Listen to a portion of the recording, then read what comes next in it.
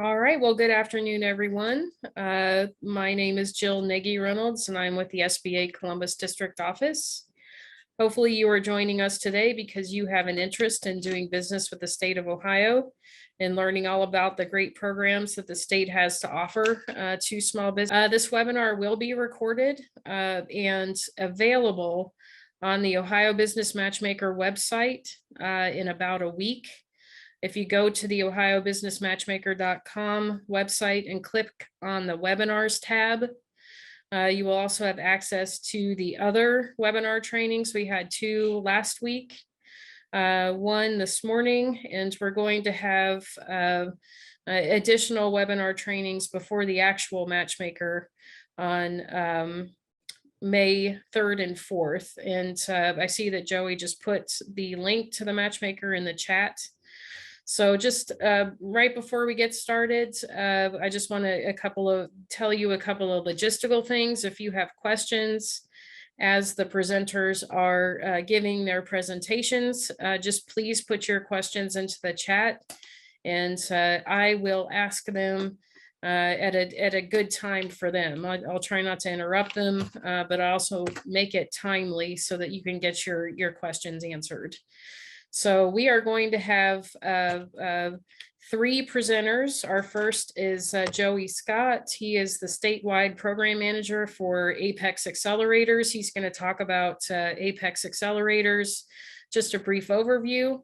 Then we will have Natalie Burley with the State of Ohio Minority Business Division.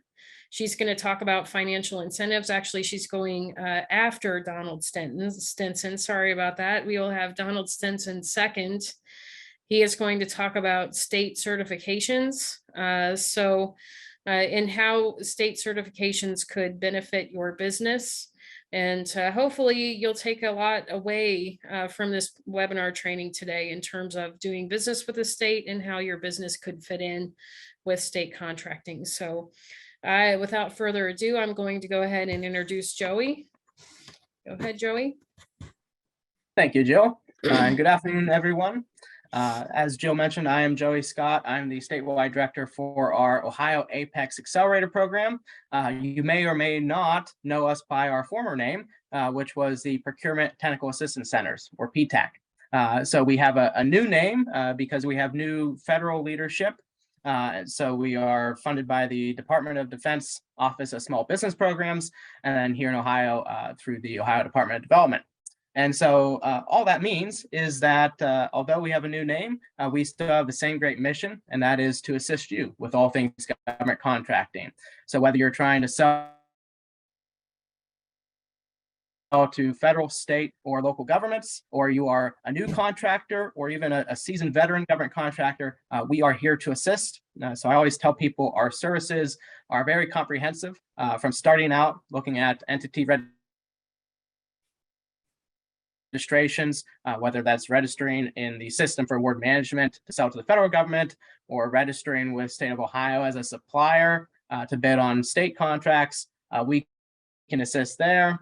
Looking at today as well at the state level to more advanced things, and such as identifying contract opportunities, but also helping you review solicitations, review your proposals. We can't do anything for you, but we can make sure that you are submitting a responsive and responsible proposal. And then on the post-award side of things too, we can get involved with helping you understand contract requirements with advanced things like cybersecurity, and also helping you look at navigating the invoicing systems, especially if you have a Department of Defense contract or State of Ohio contract. So with that, you're not here to hear more about me. You're here to learn about the great incentive programs and state certifications we have. So I'm not going to take up much more of your time, but that is a brief overview of the Ohio Apex Accelerator program. So Jill, I'll turn it back over to you. All right, thank you so much. And we are now going to turn it over to Donald Stinson Jr. He is a business certification and compliance specialist with the state of Ohio. Donald, can you go ahead and share your screen? Yes, ma'am. Welcome all. All right, thank you so much. And I would like, turn over. oh, I'm sorry. Let's see here, share.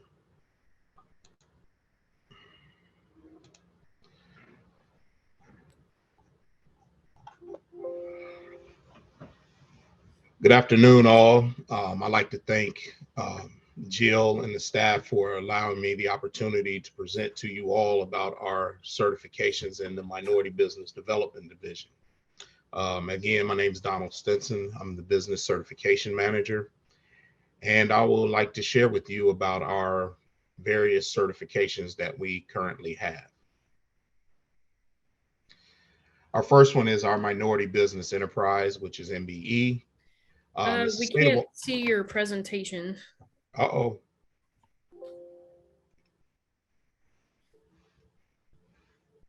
Let's see here.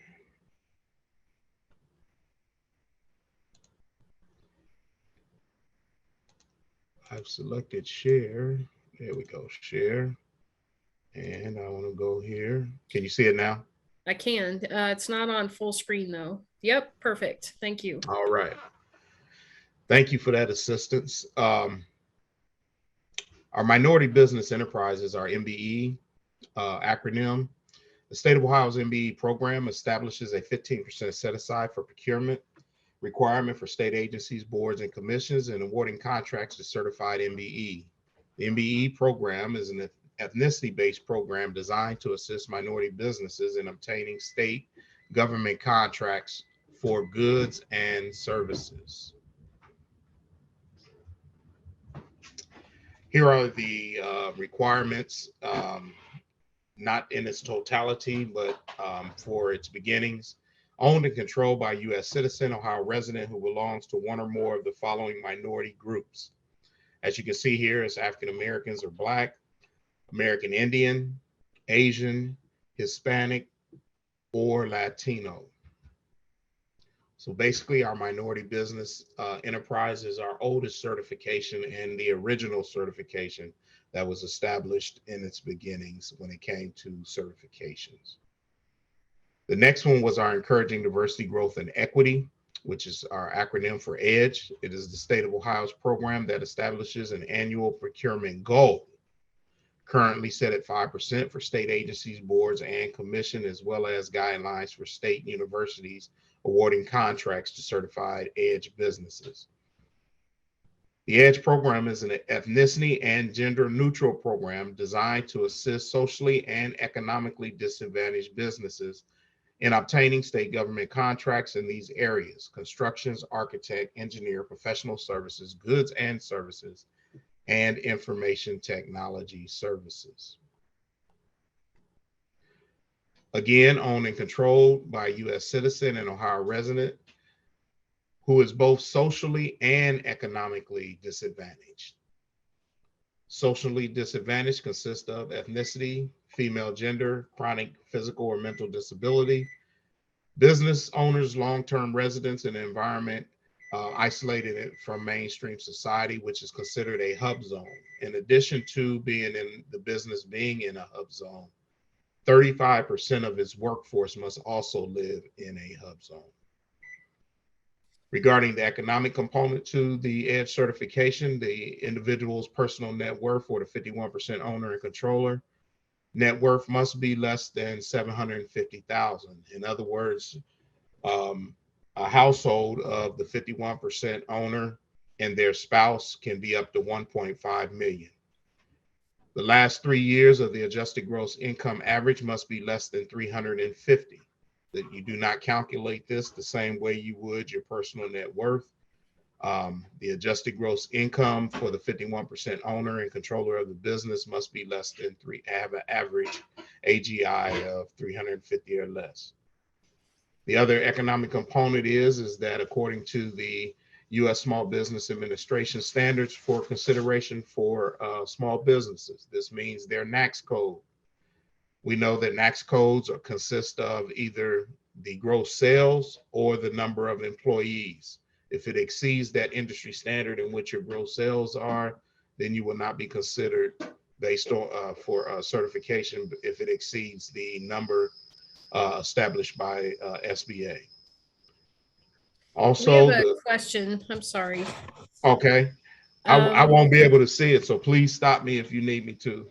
If you need to, like you did, I appreciate that. Okay, sure. This is from Jay Terrell.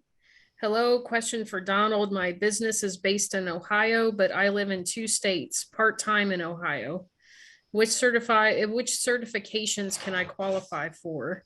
I've been told I can't get some of them because of my residency status. That is absolutely correct. It depends on what I try to stay away from is telling people whether they certified or not certified based on that. It's based on your documentation. So however, how you submit your documentation, that's what we go by. We go to documents.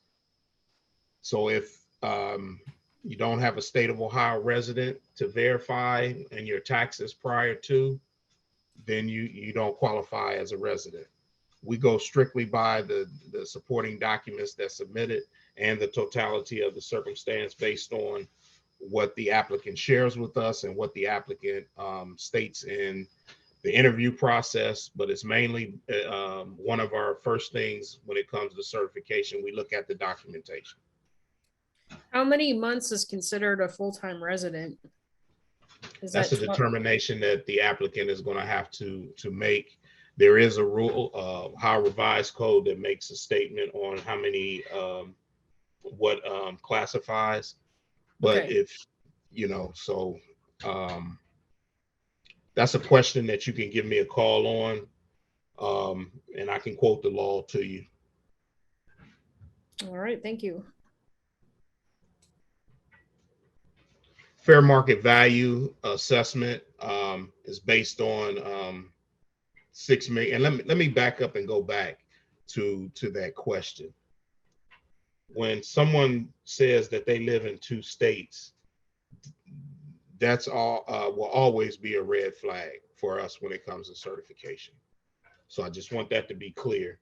So whoever gave you the response, or if it was me, because I don't know who asking the question. I know who's asking the question, but I talk to so many different people. That's why it's important that you understand that the documentation makes all the difference in the world. Fair market value of all assets less than 6 million. That means that what I try to share with people, be careful of inflating your numbers when you're completing the company value worksheet. The company value worksheet is going to be a document that is completed by all applicants. And when you inflate the numbers that don't match your cash flow sheets or near your cash flow sheets, some people have put information on there and priced themselves out, or put their number up from inflating it to where they don't get certified because they're over 6 million. So that's a little nugget that you might want to pay attention to when completing that document, because your assets is a part of the calculation of the 6 million when it comes to your total assets. Are there any questions on the edge at this time? I don't see any other questions. Hang on, I have a social disadvantage question. Okay. So Antoinette at Eastman would like to know, for the social disadvantage, is having chronic or physical or mental disability a mandatory requirement for EDGE? No, it's not. It's based on, when you see ethnicity, it's based on race. When you see female gender, that's biologically female. When you see chronic or physical or mental disabilities, there is documentation that you will have to complete for us to, when you submit that. We follow all ADA guidelines when it comes to chronic or physical or mental disability. And then you have HUBZone. So one of the 4 is part of the socially disadvantaged. So you can qualify if you meet one of these 4 guidelines along with the economic component. Okay, so I don't see any further questions.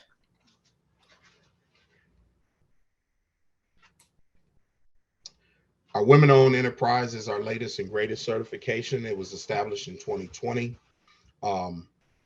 This is a certification that does not have any goals or set aside. Must be owned and controlled by a U.S. citizen, and has established residency in the state of Ohio. In this rule, you're going to find, when you go look at the rule, you won't see 122.924. Let me go back.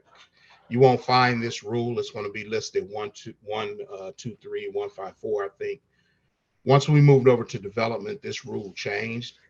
And a lot of people get confused about this because of the reciprocal state. Currently, there are no reciprocal states that have accepted our reciprocity when it comes to WBE.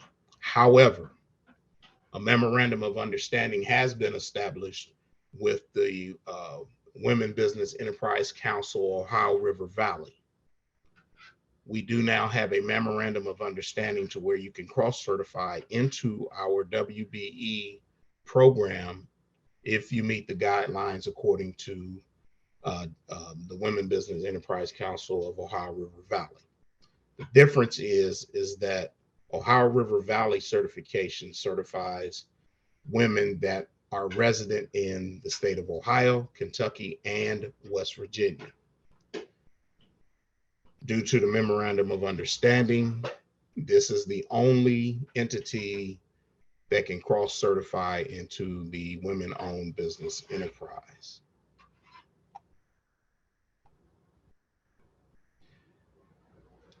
Lastly, our veteran-friendly business enterprises. Our certification is the state veteran-friendly business enterprise program that establishes procedures for applying a preference to bids or proposal for state contracts. In other words, veteran-friendly businesses have the opportunity to bid on open market contracts, and they receive a 5% leadway, meaning that they can win the bid even though they're not the lowest bid due to the 5% ceiling at this time. The program is an ethnicity and gender neutral program that provides price preferences, as I just kind of stated, that 5% for companies. Their eligibility is for contracts for supplies or for goods and services, including eligible for construction services. To qualify for veteran-friendly business enterprise, at least 51% of the business is owned by a veteran or a person in active service. At least 51% of their board of directors are veterans or persons in active services. If the business is certified by U.S. Department of Veteran Affairs as a service-disabled veteran-owned business, small business, or veteran-owned small business, and owner meets the definition of veteran, at least 10% of the business employees are veterans on active service. You only need one of the four to qualify. I thank you for your time. Should you have any further questions, if you don't have any at this time, feel free to email me. My email address is donald.stinsonjr@development.ohio.gov. Once again, if there's no questions, I thank you for the opportunity to hear our certifications that are available to do contracting with the state of Ohio.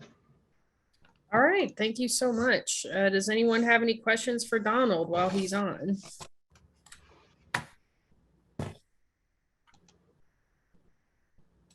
Scott, thank you. One thing that I get a lot in with the 8A program is how long does it take for from the time the application is submitted to someone getting certified? It depends which certification that you're seeking and the workload, but what we share with people when it comes to just our unified certification, it takes 60 to 90 days. That's our current processing standard, but that does not mean that it does not get completed before those 60 days. Okay. Is it something that has to be renewed every year? Every 2 years, our certification, it all depends, because if you do a certification with us, if you complete a unified application and you're approved, it has to be renewed, or you have to complete a recertification affidavit every 2 years.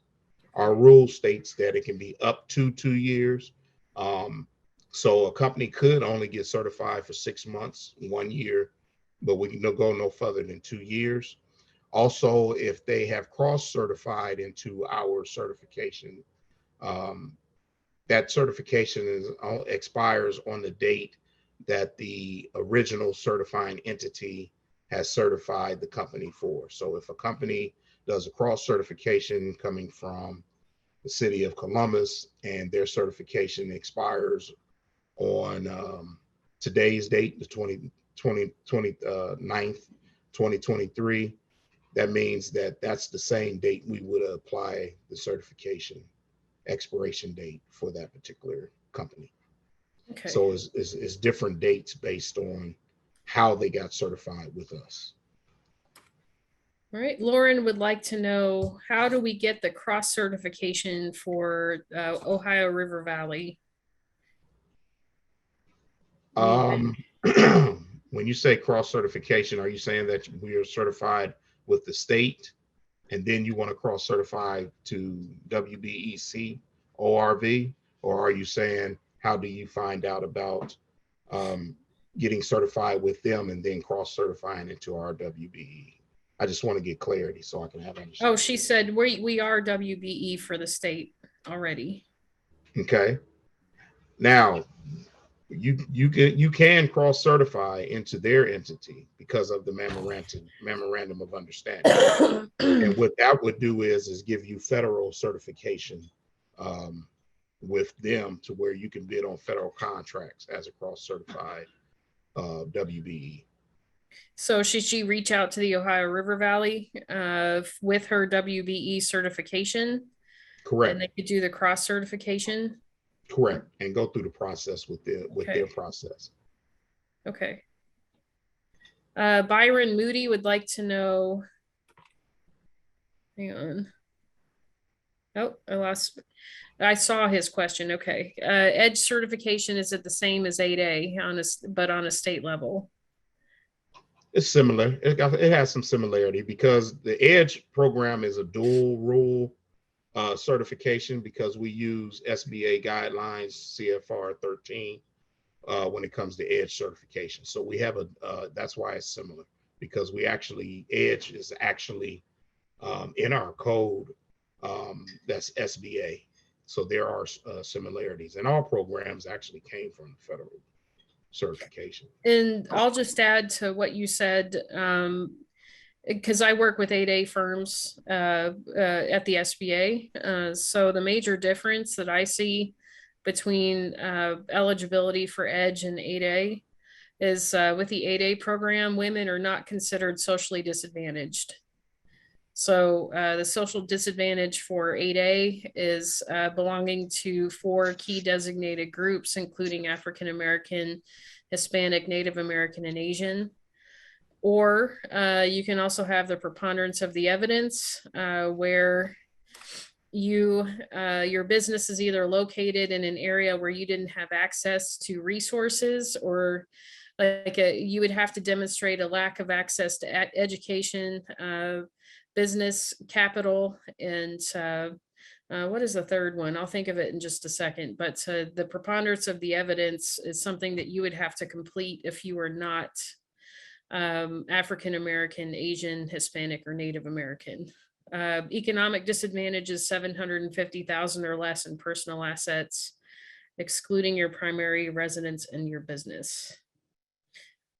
We get a lot of questions. Hopefully that answers your very short 8A eligibility. What is cross certifying? We get lots of questions about cross certification, and then sharing a link for cross certification.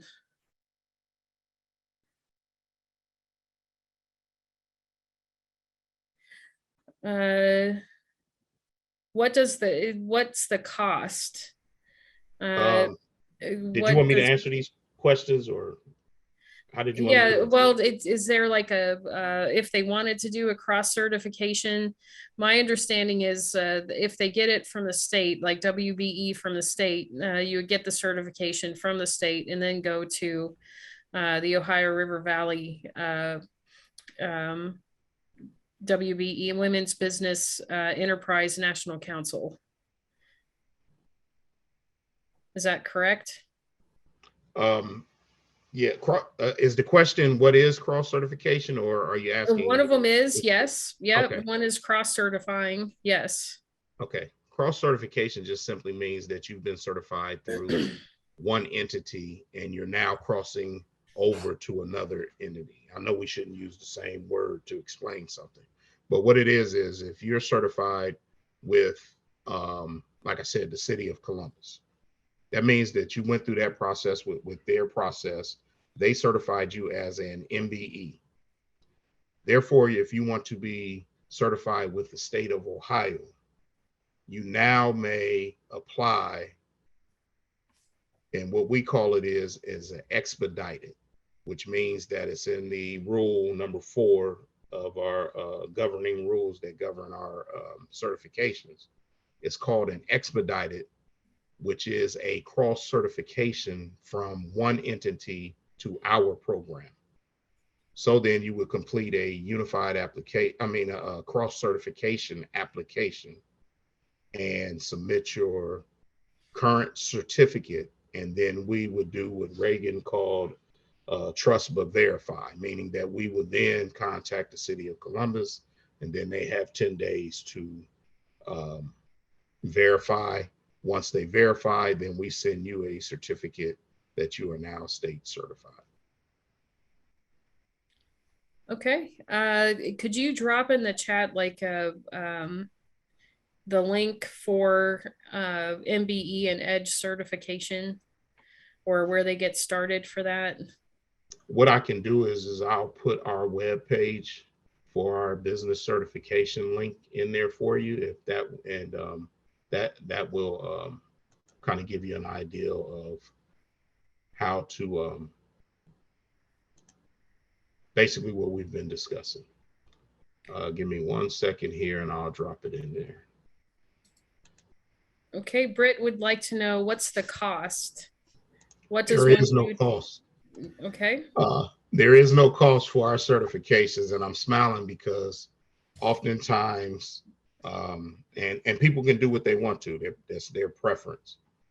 But there are so many opportunities to where it doesn't cost you. The only thing that it costs you is time, and people pay a lot of money for a free certification. It's very true. And where do I obtain the certification? Donald, you're going to put the website up.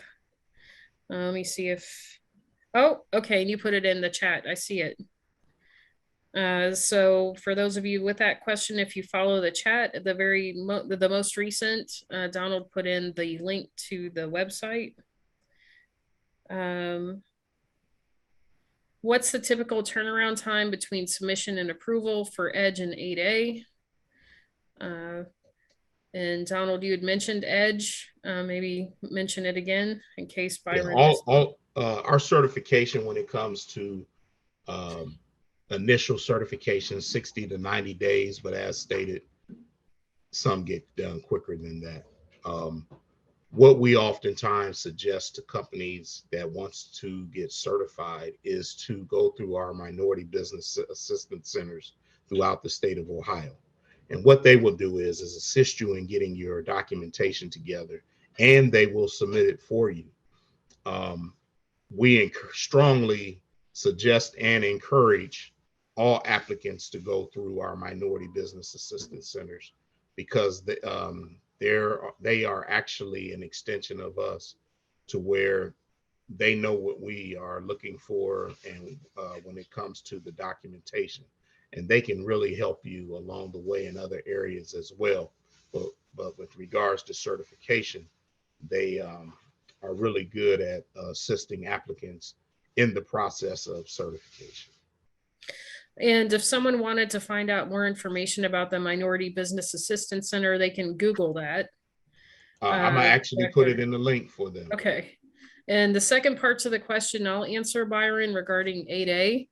And so there's one other thing that is a major difference between EDGE and 8A. And at the federal level, the 8A program is a 9-year program. So A company can only participate one time, and the disadvantaged individual upon whom eligibility is based can only participate one time. So what I tell all businesses is just because you're eligible doesn't mean you should apply right now. I mean, the program is not going to go away.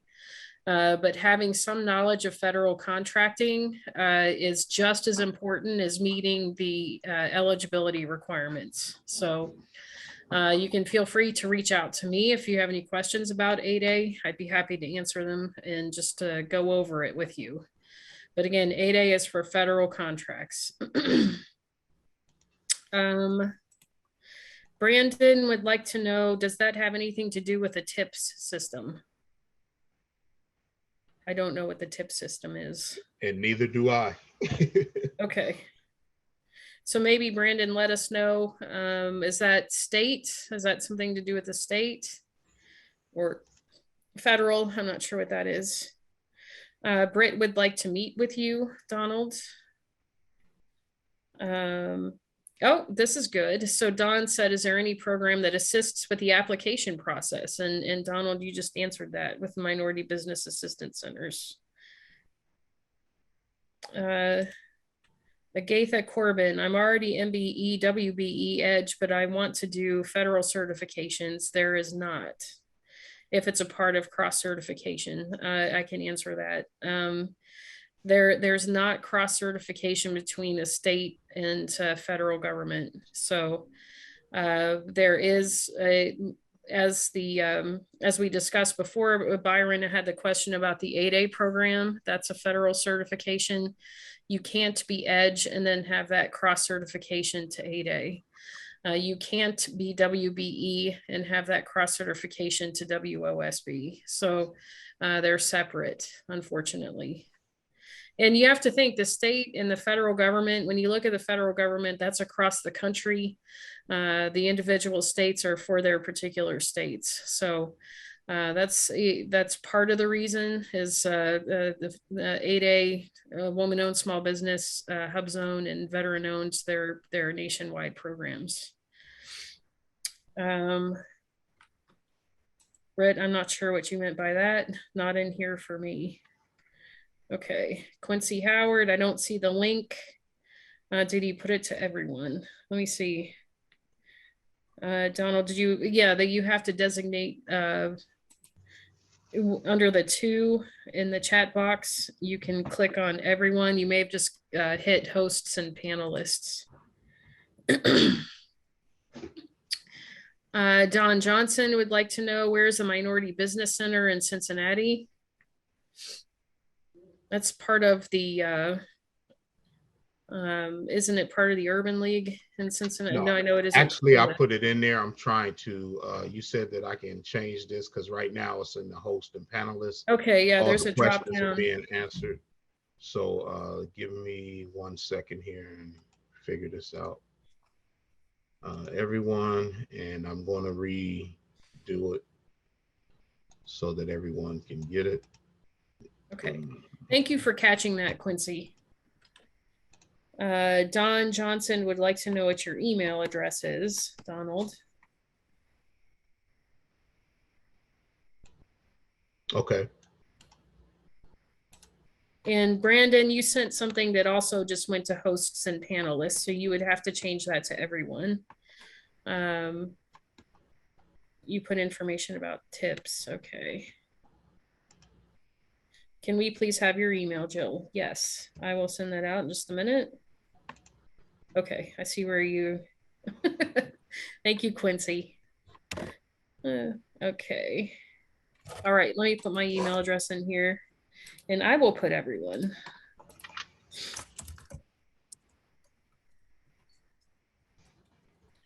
So I work primarily with firms that are certified in the 8A business development program at the federal level, but I also work with the other contracting programs, HUBZone, woman-owned small business, and service disabled veteran-owned. So if you had any questions about those, feel free to email me. And all right, Donald, you just got your email in there. I love it when we have questions. It's great. So thank you, everybody. And hopefully we were able to answer them. Does anybody else have questions? There's 2 in the Q&A. Let's look. Okay, Antoinette, if you sign up for 8A, can you also apply for EDGE? They're 2 separate application process. So you can apply for one, apply for both if you're qualified. So again, the difference between the eligibility requirements for 8A, women are not considered socially disadvantaged in the 8A program. And also in the 8A program, it's a 9-year program that your business can only participate in once, and that you as the individual upon whom eligibility is based can only participate once. So just because you can doesn't mean you should right now. And I say that based on the experience of a lot of firms that get into the program and wish that they had waited. So always feel free to give me an email, and my email's in the chat, but I'll also put my phone number in here. I put my cell phone in because it's definitely the easiest way to reach me. Just, don't call me at 10. I'll be in bed anyway, but, and then what's the difference between EDGE and MBE certification? Simply race-based. MBE is race-based, has no economic component to it, whereas EDGE has both. One is a set aside, which is MBE, 15%. And the other one is a goal that state agencies, all state agencies, just like and boards and commission, just like the set aside for state agencies, boards and commissions.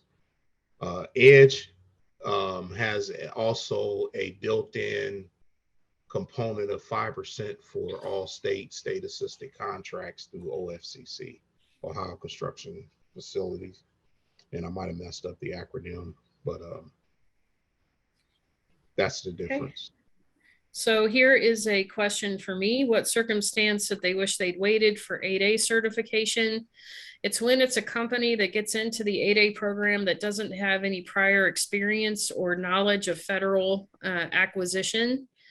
It takes a significant amount of time to learn about which companies buy what you sell, what contracts fit the type of business you have, what's the cycle of those contracts, how do you submit a proposal, what are different notice types, how to find opportunities, all of those things. If you can do that research ahead of time, give yourself some time to learn that part of it, because once you get into the 8A program, you can't stop the clock. You're in. From the date of certification, you are in. You can't suspend yourself. You can't put your time on hold. It's that 9 years, which seems like a long time. But the first 4 years you're in the 8A program, you could have up to 100% of your gross receipts coming from 8A contracts. But in year 5, the program starts weaning you off of it. So there's only a certain percentage, like in year 5, 85% of your total revenue can come from 8A. Then it goes to 75%, 65, 55. So by the time you graduate, no more than 50% of your total revenues can be from 8A.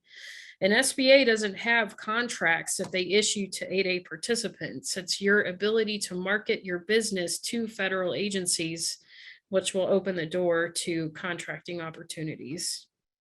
So I don't want to spend a huge amount of time on it. Hopefully that answered your question. Brandon says TIPS is a national purchasing cooperative that offers access to competitively procured purchasing contracts to government agencies. Okay, so this is for education, public education organizations, higher education entities, and city or county governments. Okay, so it doesn't sound like the state is a part of that, if you hadn't heard of it. And maybe the Apex accelerators work with it, but I don't at the federal level. Okay. All right. Thank you. That came from the Newegg website. Thank you, Brandon. All right. Any more questions for Donald?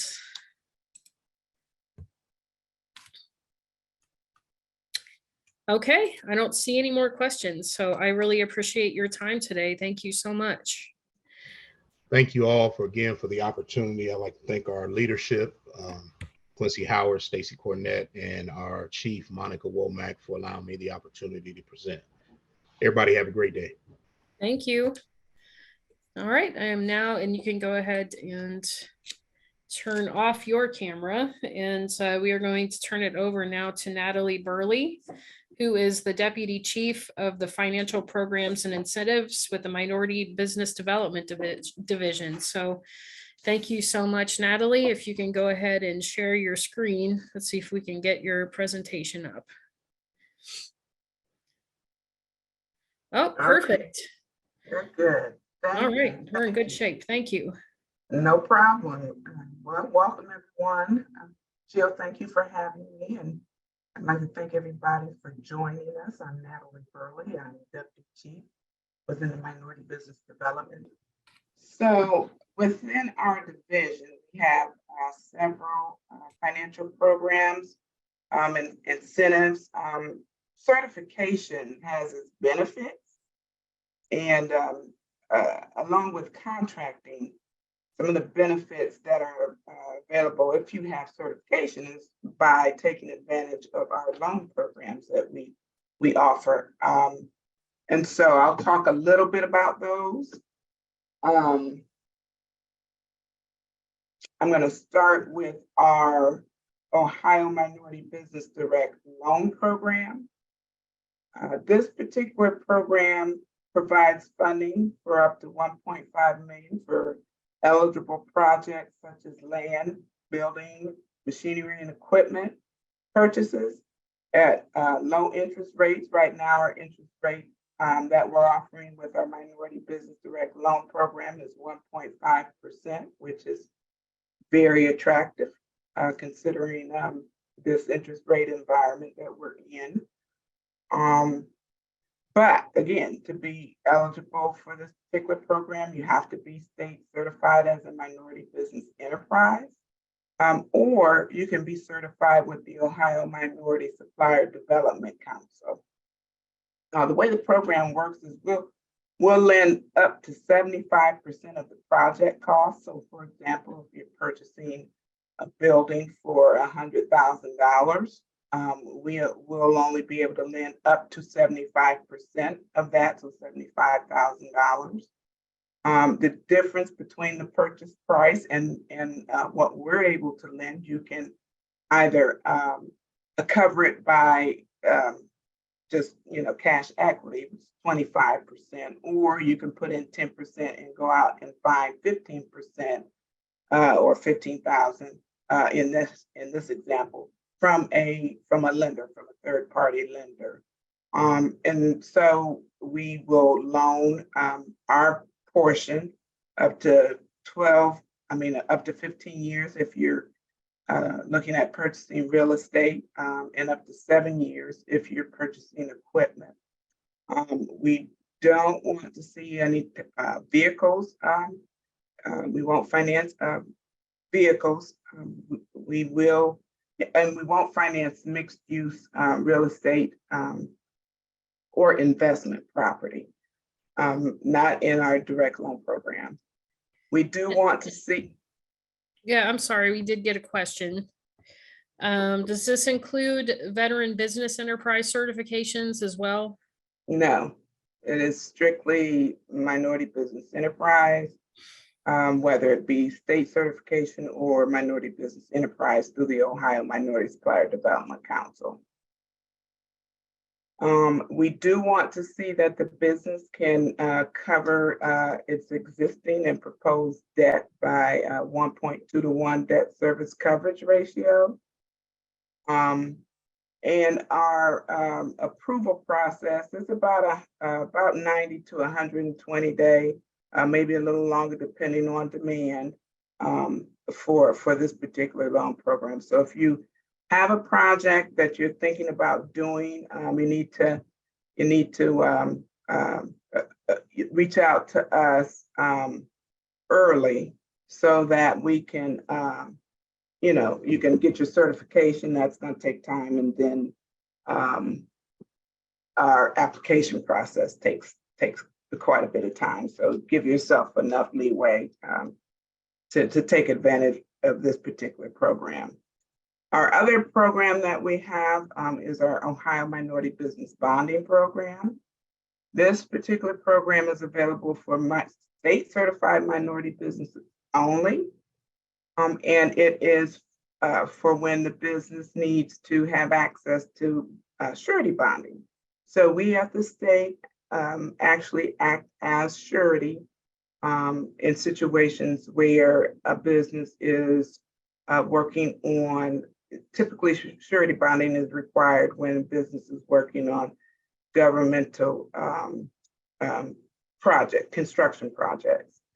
And so we can provide a business, a minority-owned business with up to $1 million in bonding. That bonding line is what we call it, similar to a line of credit, is available to that business for a year. And after a year, you have to reapply for the bonding line. We do ask that the business provide us with, each time we issue a bond, we want to get a 2% premium fee for that bond issuance. And again, the approval process for getting into this particular program is going to be about 90 to 120 days, maybe a little longer, depending on demand. Both of these programs go through our Minority Business Development Advisory Board and State Controlling Board. So that from an approval perspective, so that's why the timing is quite lengthy from an approval perspective. Another program that we have that's that receives state funding is our Ohio Capital Access Program. And this is a program that where we're working primarily with financial institutions, primarily banks, and we provide banks with deposits to help secure loans that they are making to small businesses. This particular program, you do not have to be certified. It's available for any small business. And we'll work with lenders for loans where they're lending on real estate and equipment.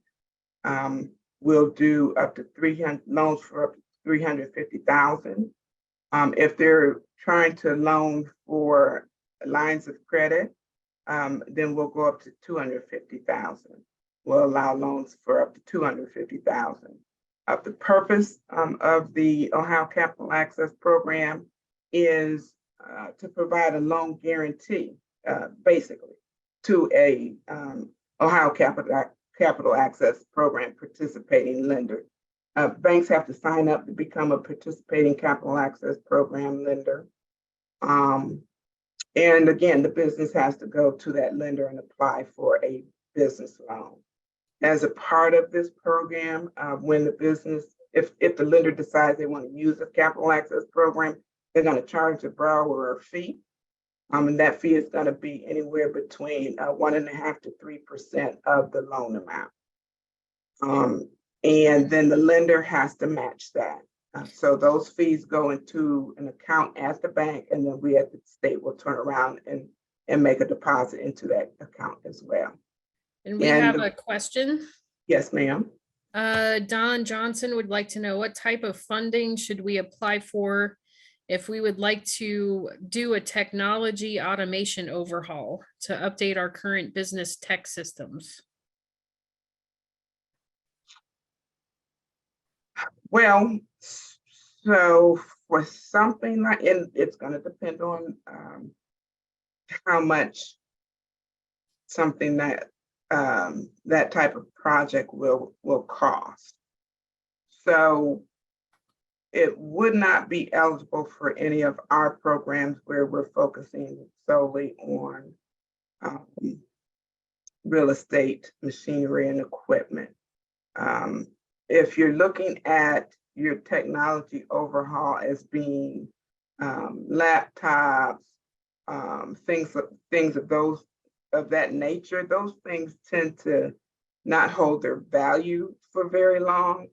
And so would not be considered something that a term loan, for example, would fund. Therefore, if you want to do something like that, you more than likely would be looking at asking a bank for either a line of credit or a permanent working capital loan.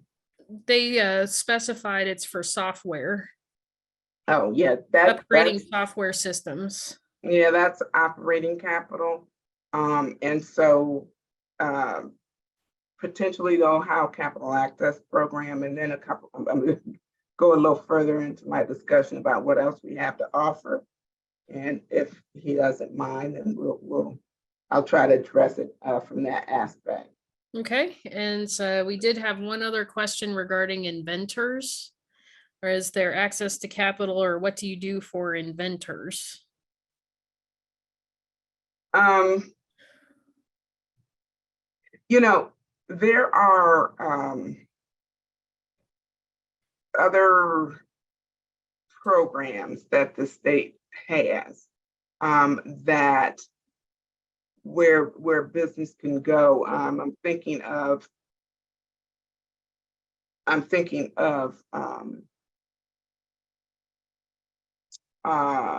our like the Edison program, some programs where they use Third Frontier money to be able to go and assist with seed capital and that kind of thing. Our financial programs really aren't geared towards that unless they can work with a bank, with a financial institution. So you mentioned Third Frontier. If there's a website that they can go to regarding Third Frontier funding, I can research that while you're presenting. Yeah, there Okay. is. Okay, I'll do that. Okay, and once I get finished, I can also, drop it in the chat as well if you can't find it. Okay, I appreciate Okay. it. Okay. And one more, Jay Terrell would like to know, would a semi-trailer count as equipment? So over the road trucks and trailers are not eligible for our minority business direct loan. They are for the capital access program, and they are for our microloan program, our collateral enhancement program, and our CDFI loan participation program, which I am going to kind of go into discussing, okay? All right, thank you. And Joey dropped the Ohio Third Frontier into the chat for anyone interested in it. He just put it in there. So thank you, Joey. So we have a couple of new programs that we started really rolling out in January of 2022. The enabling legislation for them occurred in July of 2021. We got them ready in 2022.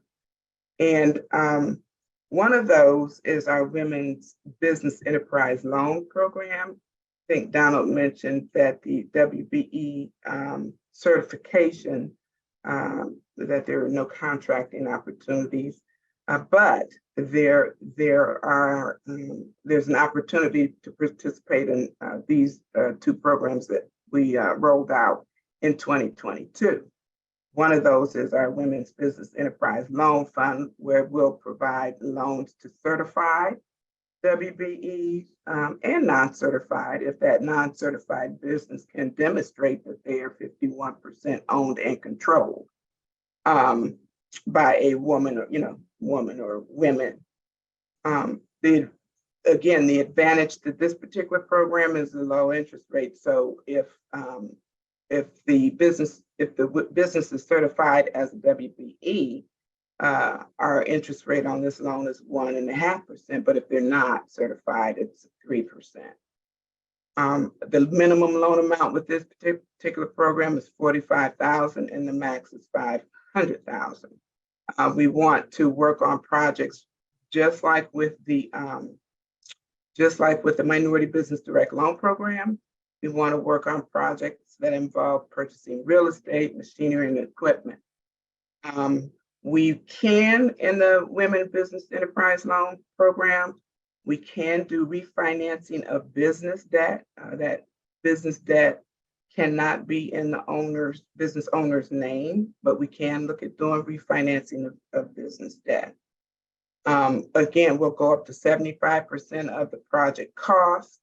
And we want to see a minimum of 10% equity and 15% of lender participation or 25% equity.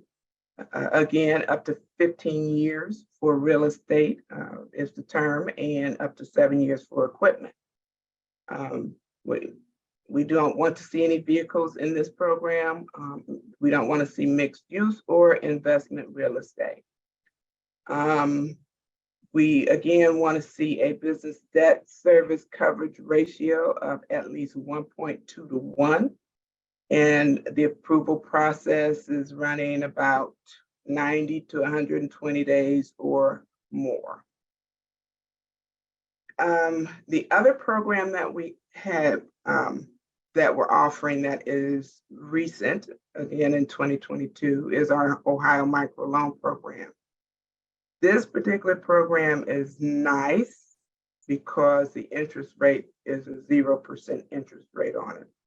So we'll work with state certified MBEs and state certified WBEs only.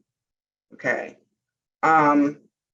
And we'll lend up to $45,000 for 5 years at a 0% interest rate. So it's really, really nice. We've had extremely high demand for the Ohio microloan.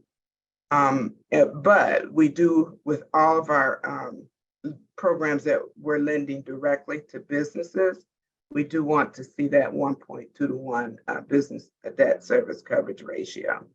And we do that because none of our loan products do we pull credit reports. So we're not out here pulling credit reports. So we're like, okay, how can we work on ensuring that we can have a pretty good chance of getting paid back? And that is why we require 1.2 to 1 debt service coverage ratio.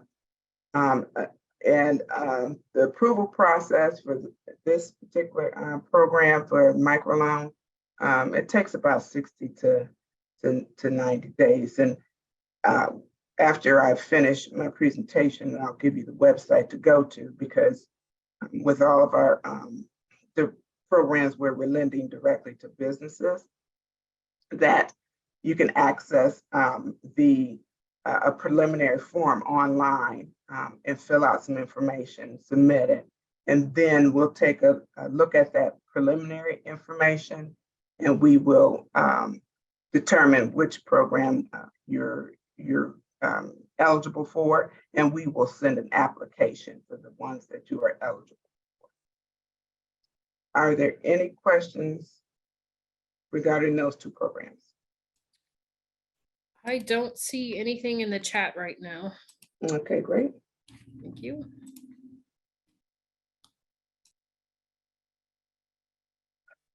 All right, so here's a list of our oh, I'm sorry, went ahead of myself. So the collateral enhancement program is another program that we have that is available to any small business, right?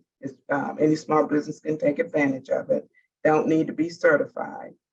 It too is more of a loan guarantee to a financial institution. So it's there to help financial institutions if they're trying to make a loan to a small business. If they're trying to make a loan to a small business, and that loan, the collateral that is available for that loan is insufficient. And rather than the bank saying, well, no, we can't do a loan, or the bank saying, hey, business, I need an additional 25% of cash towards your purchase, then they can reach out to the state access the collateral enhancement program. We'll make deposits of up to $1 million on projects for loans that they're making for projects that are eligible for the program.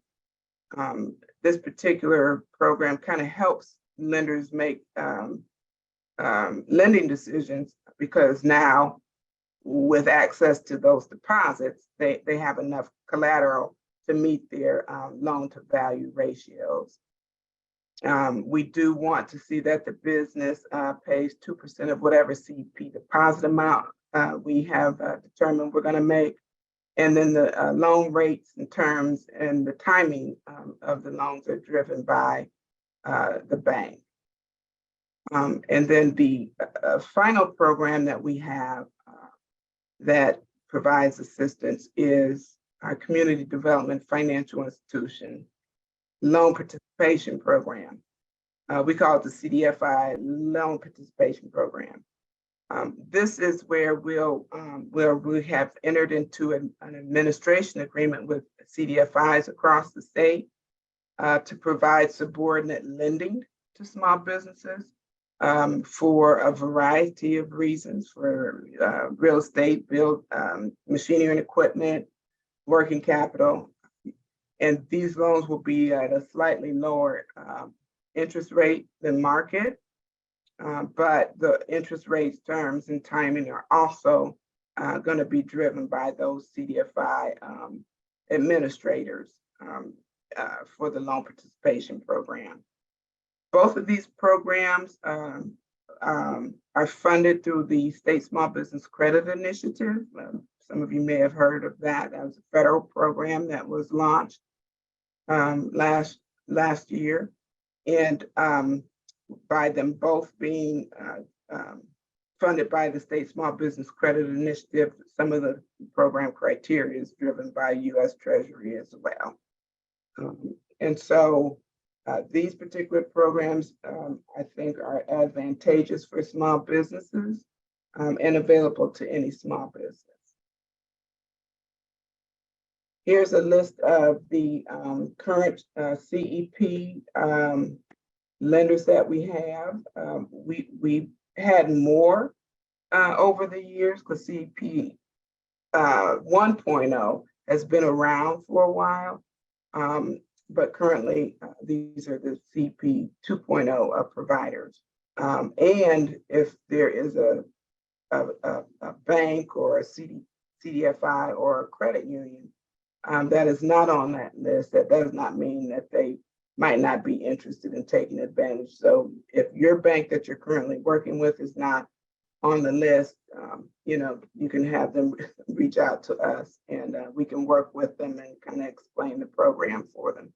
And then this is our list of currently active CDFI administrators that have recently signed up with us to become a CDFI loan participation administrator.